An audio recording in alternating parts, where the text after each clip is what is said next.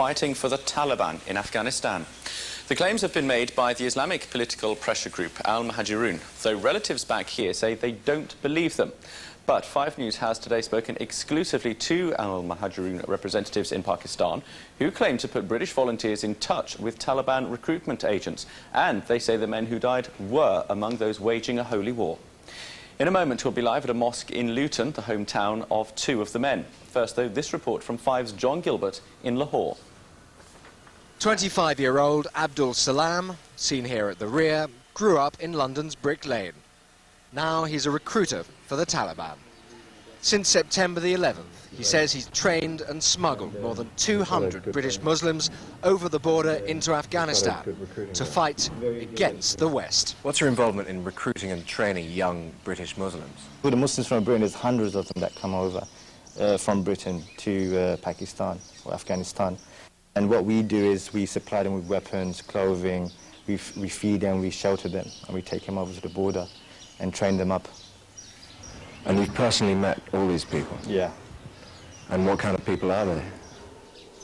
Pakistani, Bengali, white, black, yellow, everything you could think about. All British? All British. And you've taken them up to fight? Yes. Al-Muhajirun is a UK-based Islamic pressure group with offices in Pakistan. It insists that its actions are purely political and non-violent.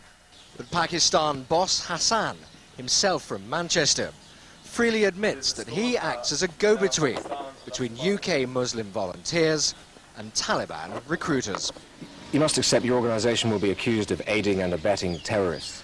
I think we have to understand, as a Muslim, there's 2 separate religious obligations here. One with Muhajirun, which is to establish Khilafah. The second is, as a Muslim, to support the jihad with Mullah Umar, whether that be financially, verbally, or physically, whether that be clothing, of aiding the mujahid that are coming over, then so be it.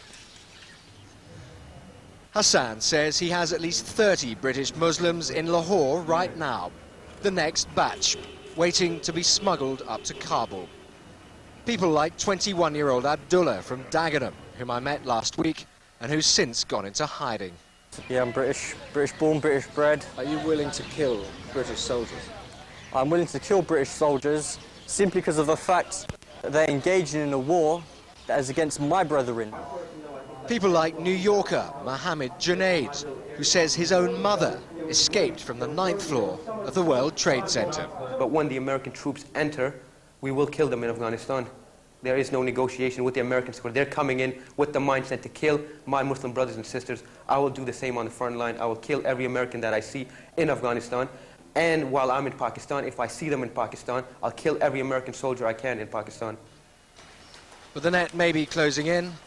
At the weekend, Al-Muhajirun's safe houses were raided by the ISI, the Pakistani secret police. The people here, though, remain defiant.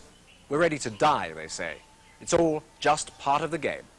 John Gilbert, Lahore, 5 News. Let's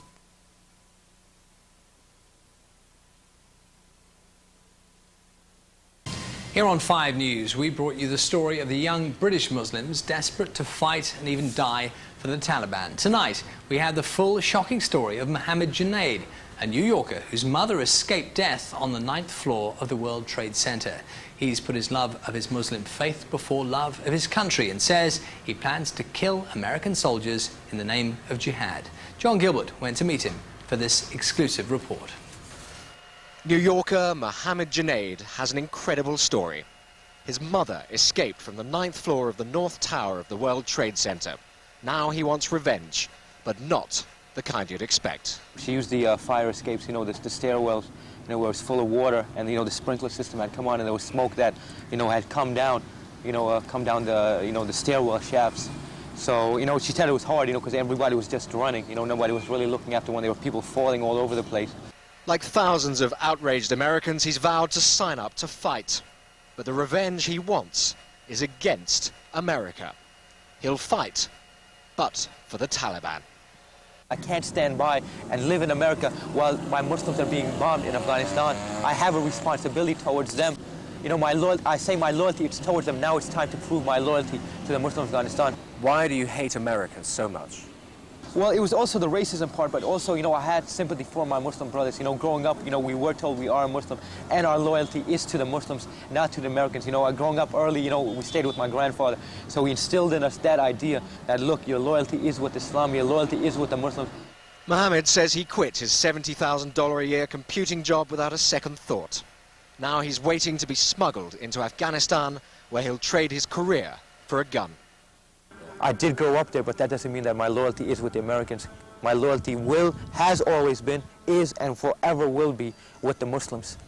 If there's a ground war, are you willing to kill American soldiers?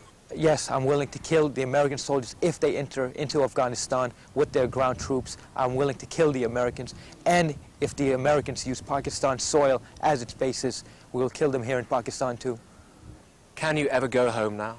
I have no intention of going back to New York. Why not? Because right now I see my life here in Pakistan and Afghanistan, and I'm here for this conflict in the long haul. Muhamed's grandparents left Pakistan for the US in 1967 in search of a better life. Now their grandson is back here to fight the US and sacrifice his own life. It's the American dream turned on its head. John Gilbert, Islamabad, 5 News.